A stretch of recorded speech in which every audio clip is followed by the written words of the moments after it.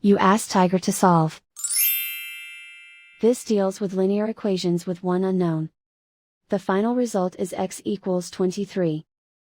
Let's solve it step by step. Simplify the expression. Expand the parentheses.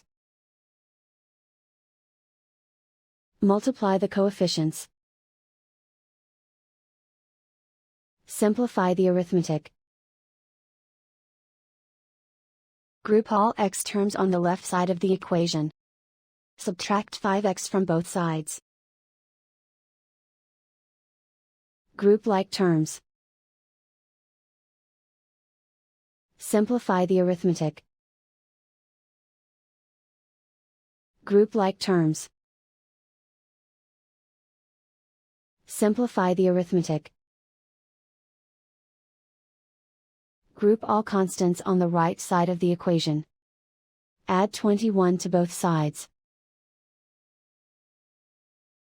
Simplify the arithmetic.